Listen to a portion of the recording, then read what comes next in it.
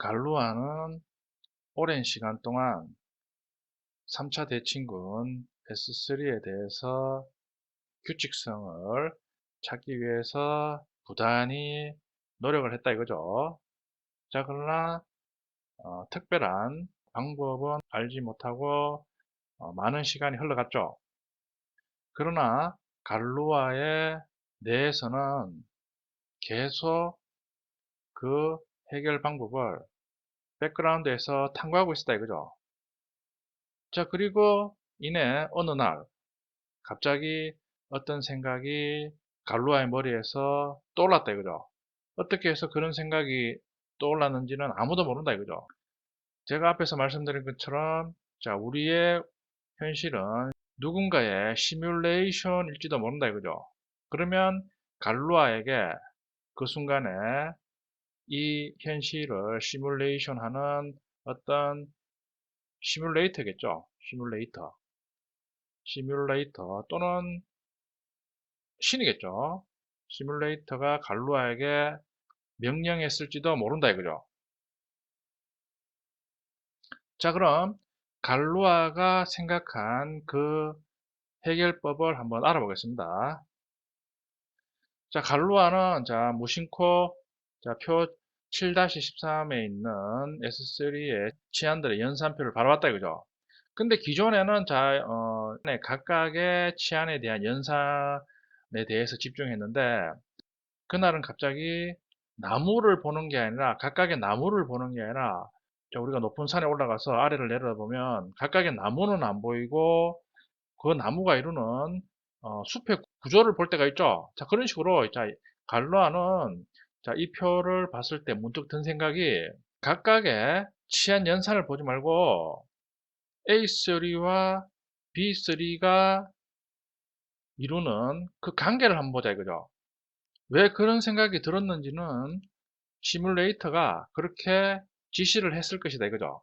자, 우리 앞에서 다 설명드렸죠. 이 시그마 제곱이 A3고 타우 시그마 제곱이 B3라고 그랬죠. 자, 기존에는 이런 식으로 각각에 대해서 뭐 시그마에 대해서 타우를 계산하고 타우 시그마에 대해서 시그마 제곱을 계산하고 뭐 이런 식으로 했는데 지금은 말 그대로 덩어리로 보자 이거죠. 보면 A3하고 연산을 하면 자, 이 부분이죠. 연산을 하면 우리 앞에서 했죠. A3가 되죠. A3는 군이 되죠. A3하고 B3하고 연산을 하면 A3하고 B3 요 부분이죠. 요 부분. 이제 가로가 먼저니까 연산을 하면 B3죠. 요 부분은 B3하고 A3하고 연산을 하면 B3다 이거죠.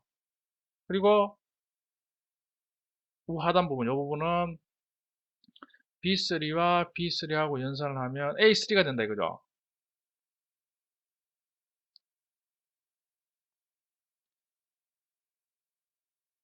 여기 있죠.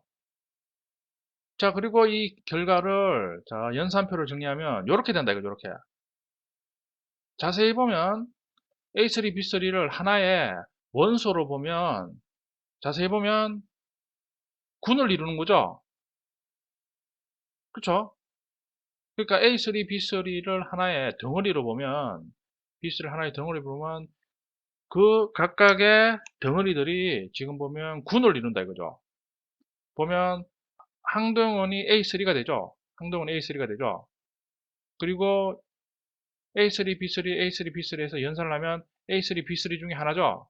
그리고 A3의 여건은 A3죠. A3고 B3의 여건은 곱해서 A3가 되니까 B3다 이거죠.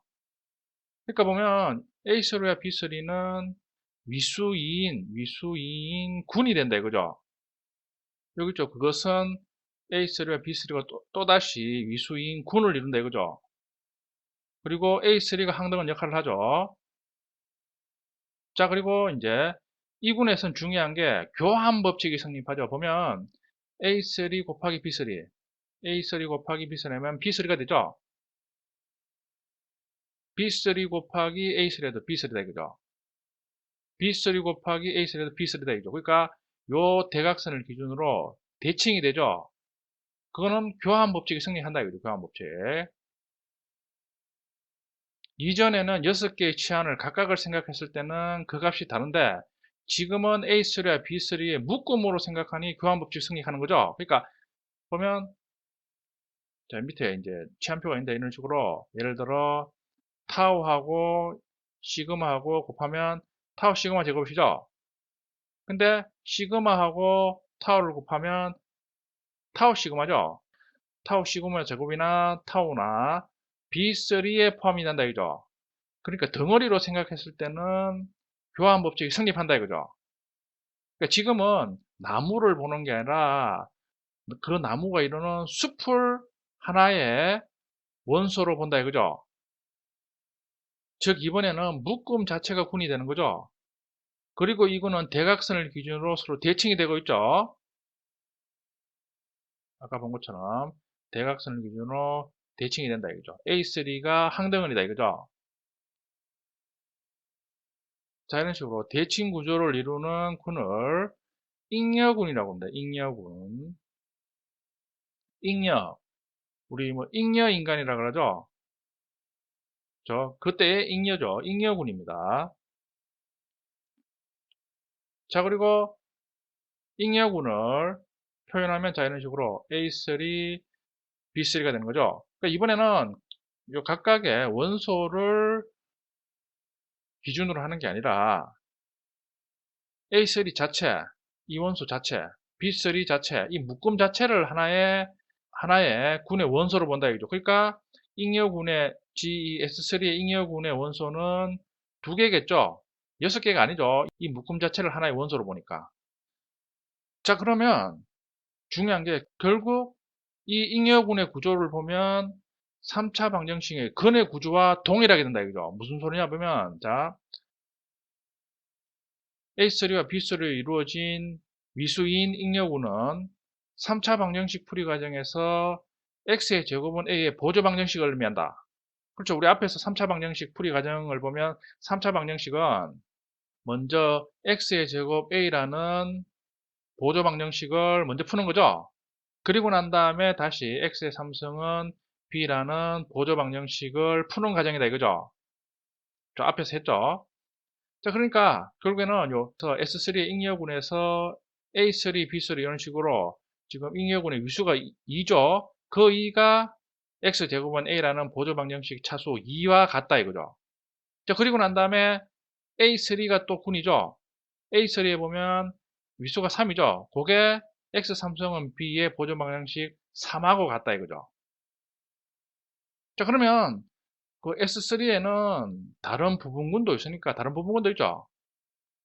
다른 부분군도 있으니까 그럼 다른 부분군에서도 똑같이 이런 식으로 군이 되는가 그걸 확인해 봐야 되겠죠. 지금은 보면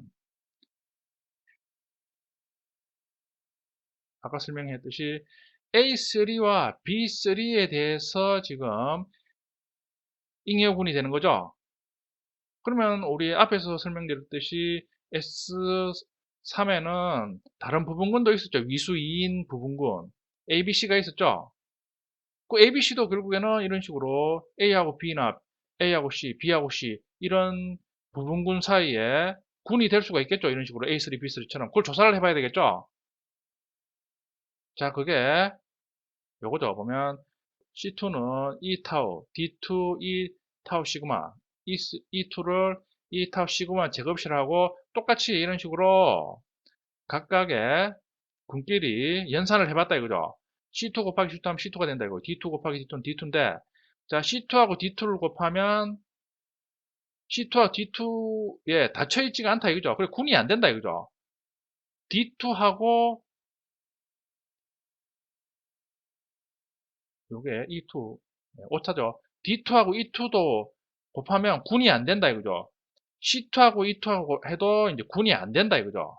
그러니까 이제 부분군 사이에 잉여군을 형성할 수 있는 경우는 A3하고 B3밖에 없다 이거죠. 결론적으로 S3의 부분군 중에 잉여군은 A3와 B3로 이루어진 군이 유일하다 이거죠.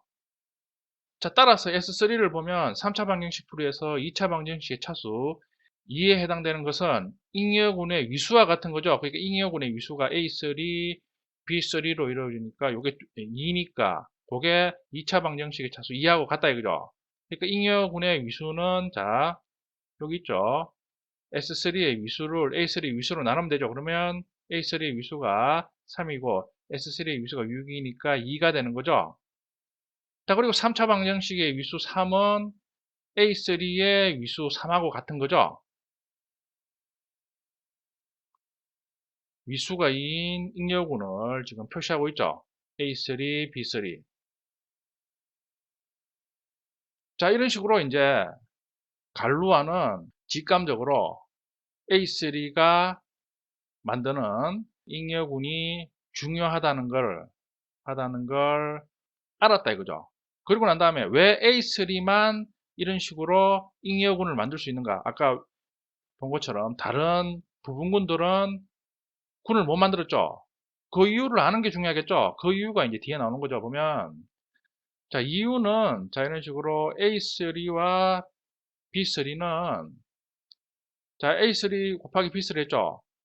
B3 곱하기 A3 해도 같다 이거죠. 즉 교환 법칙이 성립한다 이거죠. 우리가 자, 보면 자, 여기 지금 밑에 그림 있죠. 보면 타우하고 A3를 곱하는 거죠. 가로가 먼저죠. 타우하고 A3가 요거죠. 곱하면 자, 각각의 값이 타우 시그마 제곱, 타우 시그마 되죠. 타우하고 A3. 반대로 A3 곱하기 타우를 하면 그게 2번이죠. 2번. A3가 먼저고 타우를 곱하니까 타우 시그마, 타우 제곱이 되니까 같아지죠. 그러니까 개개의 값은 다른데 이런 식으로 덩어리로 보면 같다 이거죠. 그러니까 교환 법칙이 성립하는 거죠. 그러니까 개별로 보면 안 되죠. 개별로. 예를 들어 타우 시그마는 타우 시그마는 타우 시그마의 제곱이죠. 시그마 타우는 시그마 타우만 타우 시그마죠. 개별로 보면 다르죠. 개별로 보면 다른데 이런 식으로 덩어리로 보면 같다 이거죠. 덩어리로 보면. 그렇죠. 그러니까 덩어리로 보니까 교환 법칙이 성립한다 이거죠. 그 얘기죠.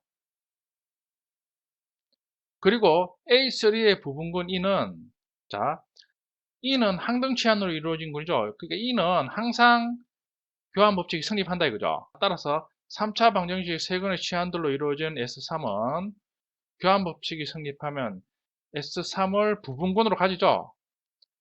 그리고 S3은 자기 자신 내부에서 교환 법칙이 성립하는 E를 또 부분군으로 가지죠. 자, 이런 교환 법칙이 성립하면 부분군을 정규 부분군이라고 합니다. A3와 E는 교환 법칙이 성립했죠. 그러니까 정규 부분입니다. 그러니까 교환 법칙이 성립하는 방법은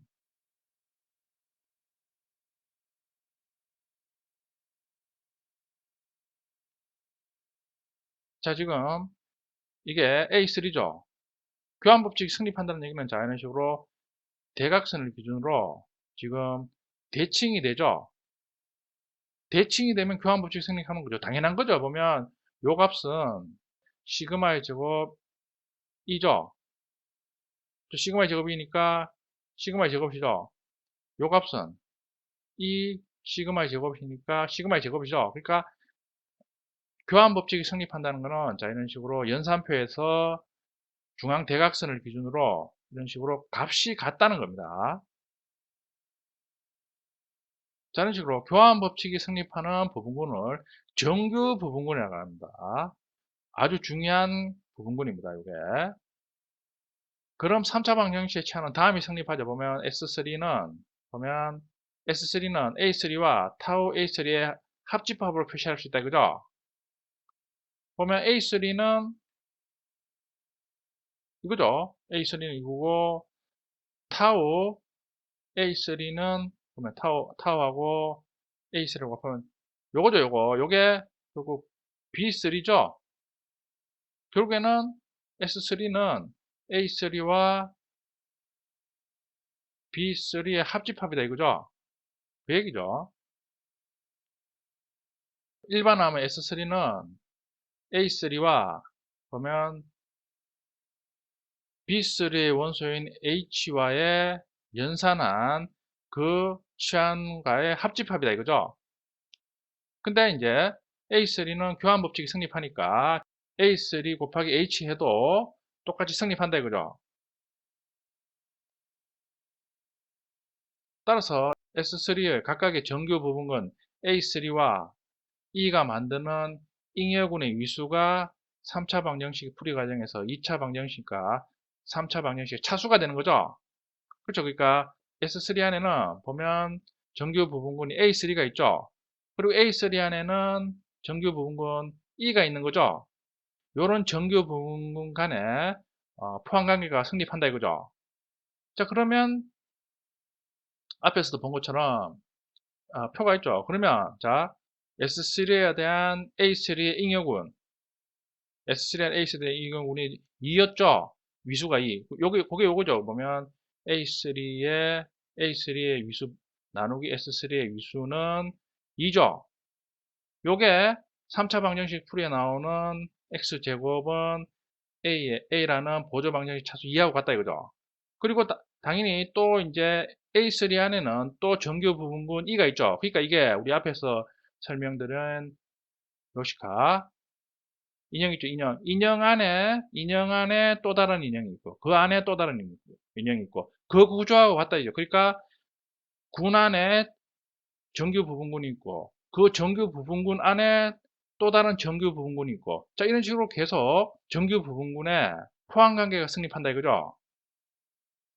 우리 뒤에서 4차 방정식에 적용하면 더 이제 복잡하겠죠. 어쨌든 간에 자 보면 자 이런 식으로 각 하위에 있는 정규 부분군에 의한 잉여군의 위수가 자 이런 식으로 2, 3이 된다 이거죠. 그쵸? 그러니까 요 2, 3이 결국에는 3차 방정식의 보조 방정식 2, 3하고 정확하게 일치한다 이거죠. 그러니까 갈루아는 정규 부분군에 의한 잉여군을 분석하니까 방정식의 확실한 규칙성을 찾을 수가 있었다 이거죠. 자 그러면 이제 갈루아 입장에서는 지금 3차 방정식의 잉여군의 위수가 2, 3이니까 추측할 수 있는 게 당연히 4차 방정식도 근해 공식이 있으니까 4차 방정식도 예측을 할 수가 있었겠죠. 4차 방정식은 보조 방정식의 차수가 2, 3, 2죠. 뭐 뒤에서 설명드리겠습니다. 우리 앞에서 4차 방정식 해법에 대해서 학습했죠. 복습을 해보세요. 그러면 2, 3, 2입니다. 그러면 갈루아는 당연히 4차 방정식이 이루는 대칭국 S4죠. S4는 치안 개수가 24개겠죠. 4 팩토리얼이니까. 그러면 24개의 치안으로 이루어지는 S4 안에는 보면 2, 3, 2를 이루니까 3개의 미토리오스카처럼 정규 부분군을 이루면서 정규 부분군에 의해서 생기는 잉여군의 미수가 2, 3, 2가 되겠죠. 그거는 이제 8장에서 우리가 알아보겠습니다. 이 결과는 마치 미토로시카처럼 인형 안에 또 다른 자신의 인형이 있는 구조이다. 따라서 풀리는 3차 방정식은 근의 치안에서 반드시 자신의 군 안에 작은 미토로시카에 해당되는 정규 부분군을 가지고 있다. 그럼 이 결과를 그대로 풀리는 4차 방정식에 적용하면 4차 방정식의 근들의 치안에서도 4차 방정식 풀 때 거치는 방정식의 차수에 해당되는 위수를 가지는 잉여군이 있을 것이다. 제가 말씀드렸죠. 2, 3, 2라고.